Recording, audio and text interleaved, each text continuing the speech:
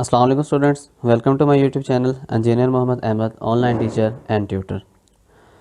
आज हम 10th class physics में चैप्टर नंबर 15 के अंदर अपना नेक्स्ट टॉपिक डिस्कस करने वाले हैं and the topic name is Lenz law. So let us discuss the definition of lens law. सबसे पहले हम लेंस के कानून की तारीख देख लेते हैं।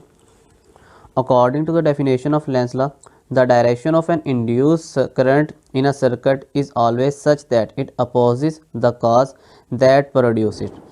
अब इस डेफिनेशन के अकॉर्डिंग हमें ये बताया गया है, हमने एक चीज़ डिस्कस की थी कि हमारे पास अगर एक सर्किट हो उसके अंदर जो करंट है वो किस सूरत में इंड्यूस होता है। जो करंट इंड्यूस होता है उसके लिए हमने बात की थी कि अगर हम एक कॉइल के नज़दीक एक कॉइल या सोलिनॉइड के नज़दीक बार मैग्नेट को लेकर आते हैं तो इसकी रिलेटिव मोशन की वजह से, चाहे आप बार मैग्नेट को मूव करवा लें या कॉइल को मूव करवा लें, सर्किट के अंदर करंट पैदा हो जाता है।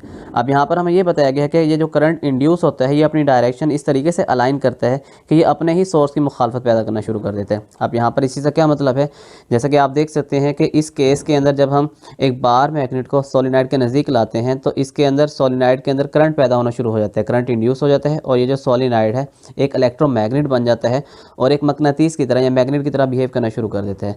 तो जब ये इलेक्ट्रोमैग्नेट बनता है इसके भी दो पोल बन जाएंगे, एक नॉर्थ होगा और दूसरा साउथ होगा। लेकिन ये जो नॉर्थ और साउथ पोल बनेंगे ये इस तरीके से बनते हैं कि ये अपने सोर्स की क्या करेंगे, मुखालफत पैदा करेंगे। यहाँ पर जो सोर्स है हमारे पास वो ये बार मैग्नेट है, ठीक है, जिसकी वजह से इस सोलिनॉइड के अंदर करंट पैदा हुआ है। तो इसको अपोज करने के लिए क्या होगा कि हमारे पास दो मैग्नेट जो हैं उसी सूरत में एक दूसरे को अपोज कर सकते हैं जब उन दोनों के फेसेस या उन दोनों के जो सेम पोल हैं वो एक दूसरे के आमने सामने रख दिए जाएं। जैसे कि अब इसका नॉर्थ पोल है, इसको रिपेल करने के लिए जो हमारे पास सोलिनॉइड होगा उसका जो लेफ्ट साइड वाला पोल है वो भी नॉर्थ पोल बन जाता है। तो इस तरीके से ये नॉर्थ पोल इस नॉर्थ पोल को रिपेल करता है और इस तरीके से अपने ही सोर्स की क्या करता है, मुखालफत करना शुरू कर देता है। तो इस असूल को हम क्या कहते होते हैं, लेंस का कानून या फिर लेंस लॉ, जिसके अंदर जो सर्किट के अंदर करंट इंड्यूस होता है वो अपने ही सोर्स की मुखालफत करना शुरू कर देता है। इसके बाद अब हम देखते हैं कि जो लेंस लॉ है वो किस तरीके से law of conservation of energy पर पूरा उतरता है। यहाँ पर हमें शॉर्ट क्वेश्चन आता होता है कि जो law of conservation of energy है और जो लॉ ऑफ लेंस लॉ है क्या ये एक दूसरे के एन मुताबिक है। अब यहाँ पर अगर हम डायग्राम के अंदर जैसे कि आपको नज़र भी आ रहा होगा कि जो हमारे सर्किट के अंदर करंट पैदा होता है वो बार मैग्नेट की मोशन की वजह से पैदा होता है। अब law of conservation of energy हमें क्या बताता है, according to the definition of law of conservation of energy, energy can neither be created nor be destroyed but it can be transferred या transformed from one form of energy to another form of energy. जो energy है ना तो हम उसे पैदा कर सकते हैं ना ही उसे डिस्ट्रॉय कर सकते हैं, बल्कि एक शक्ल से दूसरी शक्ल में जस्ट हम उसे कन्वर्ट कर सकते हैं। तो जैसे ही हम बार मैग्नेट को सोलिनॉइड के नज़दीक लाते हैं तो इससे जो बार मैग्नेट है मोशन की वजह से उसके अंदर काइनेटिक एनर्जी मौजूद होती है और काइनेटिक एनर्जी कन्वर्ट हो जाती है इलेक्ट्रिकल एनर्जी में, क्योंकि हमारा जो सर्किट होता है उसके अंदर करंट इंड्यूस हो जाता है। तो इस तरीके से हम ये देखते हैं कि जो एक एनर्जी है काइनेटिक एनर्जी वो दूसरी शक्ल यानी इलेक्ट्रिकल एनर्जी में तब्दील हो गई है। इसी तरीके से इस बार मैग्नेट को उठाने के लिए हमें वर्क करना पड़ता है जो कि in the form of potential energy होता है। और जब हम वर्क करते हैं और इस कॉइल को इस बार मैग्नेट को कॉइल के नज़दीक लाते हैं तो उसके अंदर क्या हो जाता है, इलेक्ट्रिकल एनर्जी पैदा हो जाती है। तो इससे भी हमें ये पता चलता है कि जो हमारे पास पोटेंशियल एनर्जी थी वो दूसरी शक्ल मतलब इलेक्ट्रिकल एनर्जी में तब्दील हो गई है। तो इससे ये बात पूरी होती है कि जो एनर्जी है वो एक शक्ल से दूसरी शक्ल में तब्दील तो हो रही है लेकिन कभी भी डिस्ट्रॉय नहीं हो रही। अब इसके बाद नेक्स्ट हम एक मोस्ट इंपॉर्टेंट टॉपिक है म्यूचुअल इंडक्शन, उसे डिस्कस कर लेते हैं जो कि लॉन्ग के पॉइंट ऑफ व्यू से बहुत ज़्यादा इंपॉर्टेंट है। Let us first discuss the definition of mutual induction. सबसे पहले हम म्यूचुअल इंडक्शन की डेफिनेशन डिस्कस कर लेते हैं। According to the definition of mutual induction, the phenomena of production of induce current in a coil due to change of current in a neighbouring coil is called mutual induction. अब इस definition के अंदर हमें ये बताया हुआ है कि अगर हमारे पास दो कॉइल्स हों और इन दोनों को हम एक दूसरे के नज़दीक रख दें तो एक कॉइल के अंदर अगर चेंज आता है मैग्नेटिक फील्ड के अंदर, उसकी वजह से दूसरी कॉइल के अंदर करंट का इंड्यूस हो जाना, वो क्या कहलाता है, म्यूचुअल इंडक्शन। अब इस टॉपिक को हम with the help of diagram थोड़ा एक्सप्लेन करेंगे। यहाँ पर आपको डायग्राम में क्लियरली नज़र आ रहा होगा कि हमारे पास दो कॉइल्स होती हैं। जो फर्स्ट कॉइल होती है उसका नाम होता है प्राइमरी कॉइल और इसे हम शो करवाते होते हैं ए से। इसी तरीके से हमारे पास एक और कॉइल है जिसे हम सेकेंडरी कॉइल कहेंगे और इसे हम शो करवाते होते हैं बी से। अब अगर हम देखते हैं हमारा जो फर्स्ट सर्किट है प्राइमरी कॉइल का, तो ये किस किस चीज़ पर मुश्तमिल है, इसके अंदर एक स्विच होता है और एक बैटरी अटैच होती है।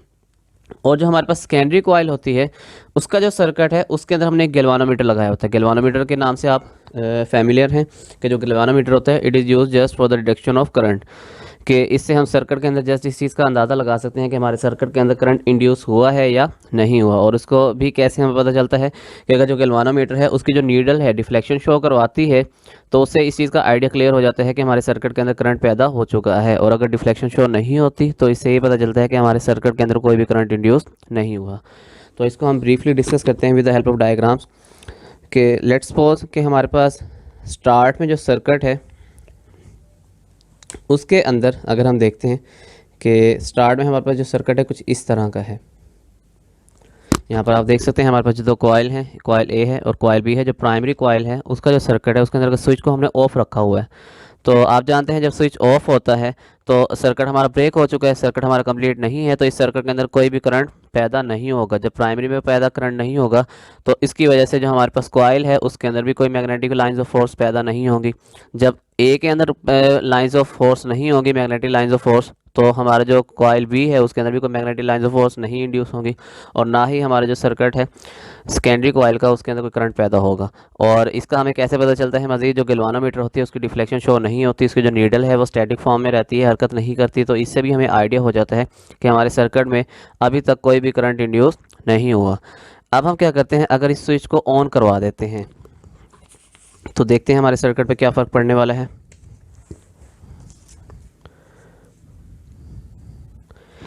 जैसे ही हम इस स्विच को ऑन करवाते हैं हमारा सर्किट कंप्लीट हो जाता है और यहाँ पर क्या होगा, इस सर्किट के अंदर करंट आ जाएगा।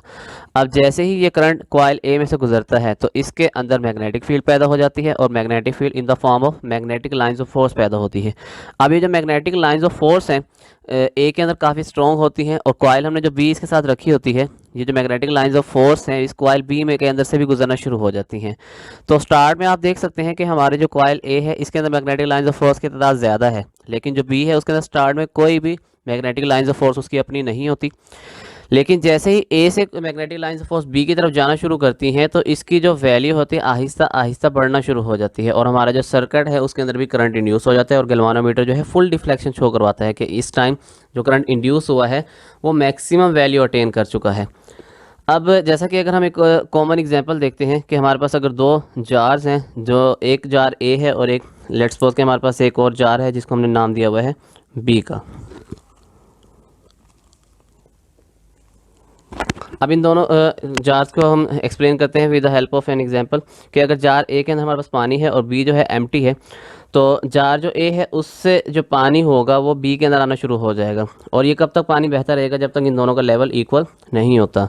जैसे कि आप लोग जानते हैं कि जो हमारे पास पानी होता है वो हाई लेवल से लो लेवल की तरफ मूव करता है। तो ए के अंदर स्टार्ट में जार के अंदर पानी ज़्यादा है तो सारा का सारा पानी आहिस्ता आहिस्ता बी की तरफ आना शुरू हो जाएगा और फिर एक ऐसा टाइम आएगा जब दोनों के अंदर लेवल बराबर हो जाएगा। उस टाइम पे जो फ्लो होता है वो रुक जाता है। सेम इसमें भी ऐसा होगा। हमारी जो एग्जांपल है इसके अंदर जो magnetic lines of force coil A के अंदर है वो बी तक आहिस्ता आहिस्ता बढ़ती जाती हैं और एक टाइम ऐसा आता है जब इनके अंदर चेंज ख़त्म हो जाता है। तो यहाँ पर जो हमारा करंट इंड्यूस होता है वो किस वजह से पैदा होता है? It is due to the change of magnetic lines of force. जब मैग्नेटिक लाइंस ऑफ फोर्स के अंदर चेंज आना ख़त्म हो जाएगा, इसकी तादाद फिक्स हो जाएगी और वो फिक्स कब होगी? जब हमारा जो करंट होगा सर्किट ए के अंदर वो फिक्स हो जाएगा। लेट्स सपोज के स्टार्ट में हमारा जो करंट है वो तो आहिस्ता आहिस्ता ग्रेजुअली इंक्रीज़ होता है, लेकिन एक टाइम ऐसा आएगा कि हमारा जो सर्किट ए है उसके अंदर जो करंट है वो मुस्तकिल बह रहा है, कांस्टेंट वैल्यू के साथ वो बह रहा है, फ्लो हो रहा है।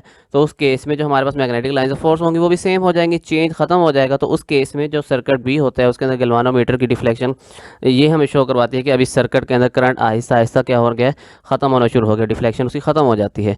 अब इसी तरीके से अब हम क्या करते हैं, मज़ीद अगर इस स्विच को एब्रप्टली फ़ौरन से दोबारा ऑफ़ करवा देते हैं, ठीक है, उस पॉइंट पे जहाँ पर हम देखते हैं कि हमारे सर्किट बी के अंदर अब करंट पैदा होना बिल्कुल ख़त्म हो चुका है, अगर हम इसको दोबारा से ऑफ़ करवाते हैं तब क्या होता है? जैसे ही हम इसको ऑफ़ करवाते हैं हमारा जो सर्किट ए है उसके अंदर करंट दोबारा ख़त्म हो जाएगा और जैसे ही करंट ख़त्म होगा जो कॉइल्स हैं उसके अंदर मैग्नेटिक लाइंस ऑफ फोर्स भी ख़त्म हो जाएंगी। तो हमारा जो सर्किट बी है उसके अंदर गैल्वानोमीटर दोबारा से डिफ्लेक्शन शो करवाना शुरू कर देता है और इस टाइम पे जो डिफ्लेक्शन होती है वो अपोजिट डायरेक्शन में होती है, मतलब मिनिमम वैल्यू की तरफ होती है। तो इस तरीके से हमारा जो सर्किट है जब हम उसे ऑन करवाते हैं स्विच को या फिर ऑफ़ करवाते हैं उसकी वजह से करंट चेंज होता है, करंट के चेंज होने की वजह से मैग्नेटिक लाइंस ऑफ फोर्स जो हैं उनकी वैल्यू चेंज हो जाती है और इसी वजह से हमारे सर्किट के अंदर करंट इंड्यूस हो जाता है। और जहाँ पर इसकी वैल्यू फिक्स हो जाती है तो सर्किट के अंदर करंट इंड्यूस होना भी ख़त्म हो जाता है। तो इस पूरे प्रोसेस को हम नाम देते हैं म्यूचुअल इंडक्शन, जिसमें एक कॉइल के अंदर करंट पैदा होता है तो उसके अंदर मैग्नेटिक लाइंस ऑफ फोर्स के साथ के चेंज होने की वजह से दूसरी कॉइल के अंदर भी करंट खुद ब खुद पैदा हो जाता है। तो स्टूडेंट्स, ये था हमारा आज का लेक्चर। आई एम श्योर कि आप तमाम स्टूडेंट्स को ये लेक्चर समझ आया होगा। अगर कोई भी पॉइंट आपको समझ नहीं आए तो आप कमेंट सेक्शन में मुझसे पूछ सकते हैं। Don't forget to subscribe my channel. See you in next lecture. Take care. Allah हाफिज़।